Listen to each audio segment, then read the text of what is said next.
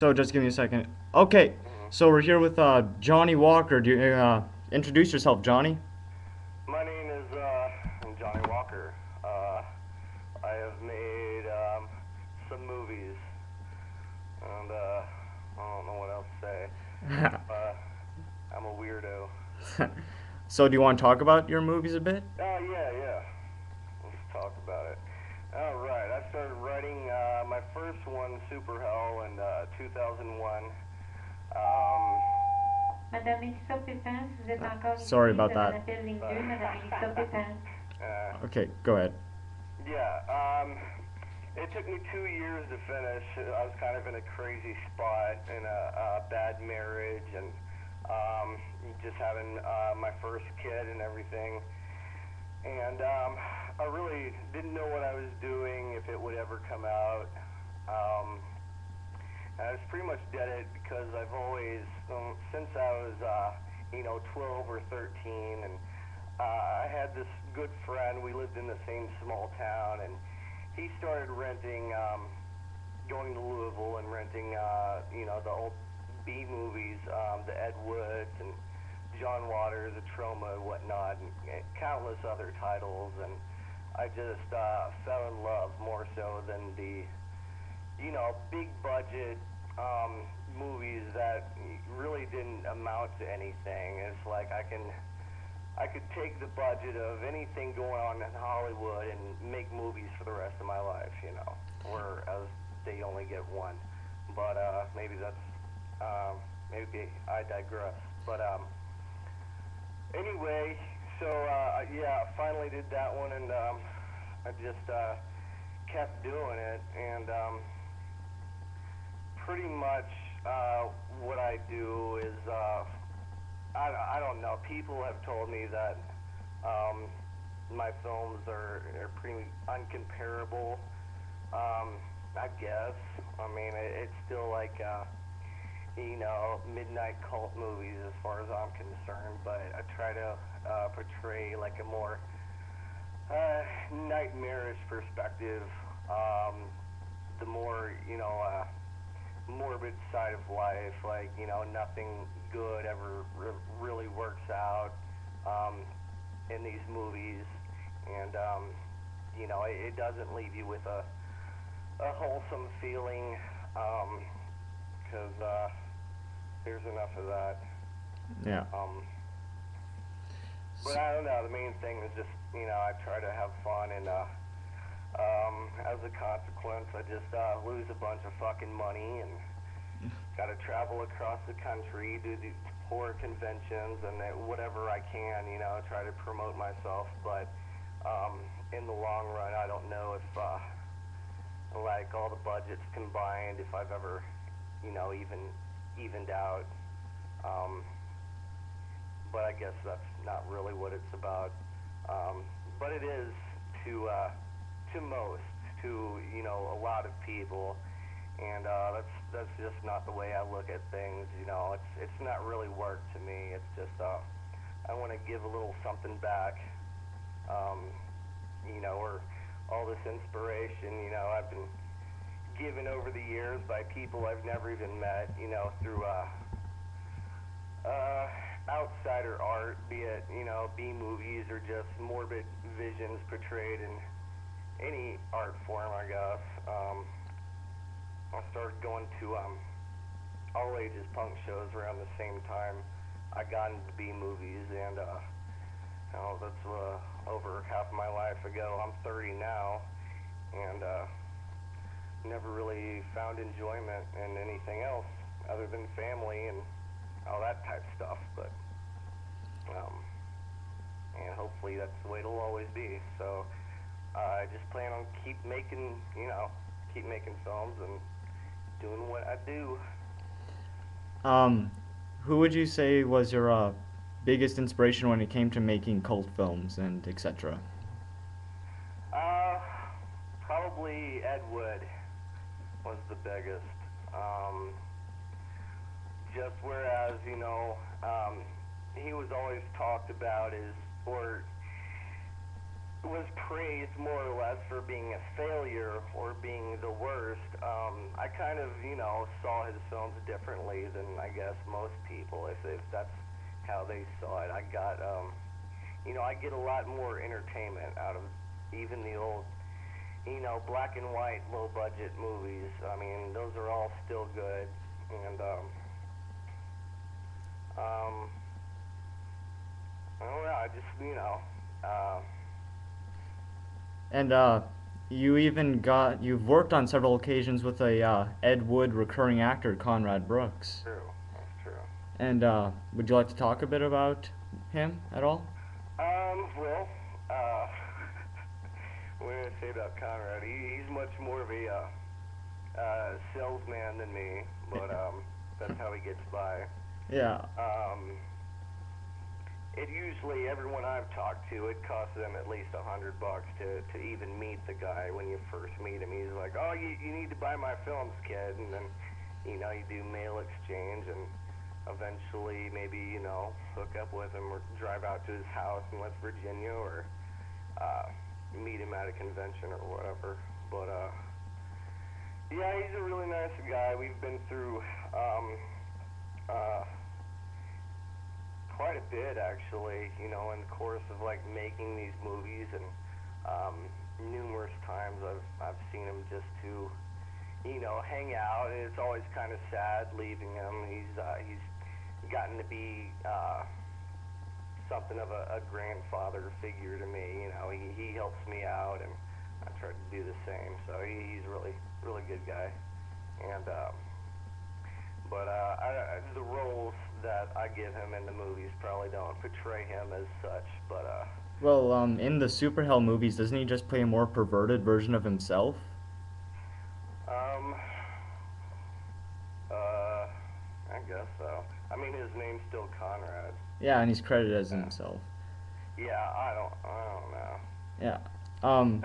Yeah, pretty much. Get an idea and shoot it, and then I don't know. It's been a few years now. Do you want to talk about some of your projects you have coming up? Well, I am. I think I have my next 4 projects pretty much laid out. I want to shoot a couple short films. One to enter into the that thing in Ontario in The April. shock stock? Yeah. Yeah. And the other, just for YouTube or whatever. But I want to do a feature tentatively called Eyes of the Spiral or something like that. But it will be more of a, I say family movie. I mean, I'm not going to do anything Disney-like because, I mean, you wouldn't catch me dead doing anything normal. I don't do normal. But, it's, probably won't have any blood, no language as, I typically have. And, but I want to incorporate all these, like old children's fairy tales, the dark morbid ones like, the fiddle player, where the devil appears to, the kid in the graveyard, and all of that. I want to remake that sequence, a little bit of Witch's Cauldron and Hansel and Gretel, and I'm going to throw in a bunch of magic and demons and ghosts and that sort of thing. So I want it to be a real creepy, kids movie. That sounds really cool, actually. Yeah, and let's see, Night of the Living Clowns, pretty much Night of the Living Dead, only with clowns. And I've had the first 15 minutes of that movie written for about 6 years, but it's just been on hold. Yeah. Um, let's see.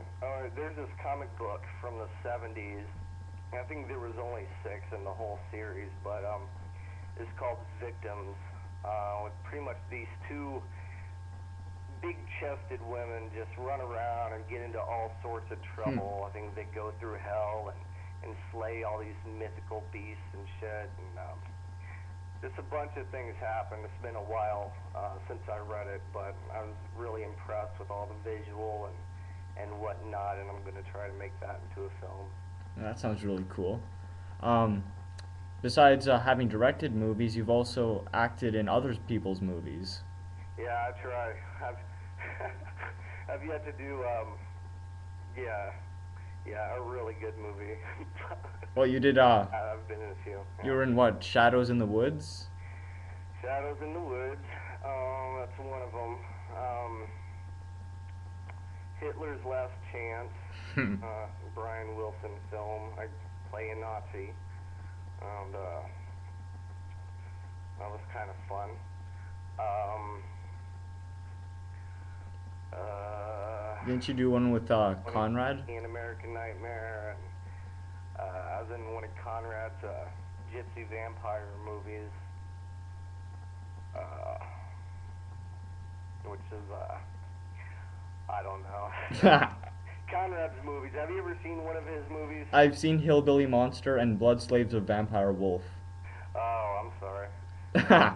No, no, they're fun. They're fun. Yeah, yeah. Well, yeah. The thing is, I mean, I think he puts a lot less effort into doing things than I do. I mean, he doesn't even drive around except to the grocery store, maybe, which you can't really expect him to. He's getting older and whatnot, but it just seems like he's got a bunch of people on the side to help him do things, like his cameraman. As far as all of his story goes, you know, he just tells it to someone, they write it for him. And I've never had any kind of help like that, really. Although the company I release my stuff under and my the records for Spiders for Eyes is Cannibal Friends, but it's always really just been me for the most part. I do all the writing and wardrobe and location and stuff. There's a lot of driving and a lot of headache, and then we go to horror conventions, which I went to several with Conrad, and he sells left and right. I mean, he's a fucking salesman. If they're, you know, it's just what he was born to do, I guess. And I've always kind of been, I don't know, kind of antisocial, I suppose. I'm not much into, like, you know, I'm just like, yeah, here's what I've done on this table here. If you like it, you can buy it. But I'm not going to lie and say it'll be like, you know, the best time ever or anything.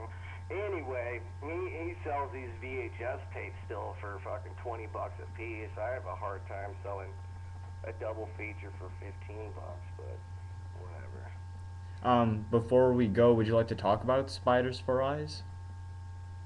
What's that? Would you like to talk about your band before we have to go? It's a punk rock band. It's it's a punk hardcore band. I kind of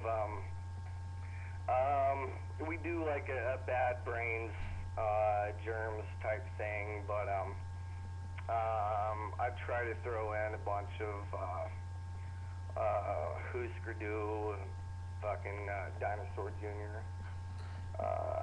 Cause that's always been my big thing. Is what I don't know. We just try to throw a bunch of stuff into a blender and see what we get. If people want to buy your stuff, where can they purchase it? Well, on eBay probably. Yeah, I used to have a website that got all dismantled, and I mean, I've never built my own. I had someone else doing that, and they fucked it up. So, yeah, but everything is up on eBay. My username is The Horrid Creature, and Well, I keep those up there. We have another record out, but the cover has kind of been on hold because not a lot of companies can do it for some reason, but I finally found one, and that should be up in a week or so. you know, if YouTube didn't have the limit of 15 minutes, I'd talk a long time, but we gotta go now, Johnny. Oh, okay, okay. Yeah, well, let's do this again sometimes. It was nice to talk to you. Be so long-winded, but Well, it was nice to talk to you. Talking to you. Yeah, see ya.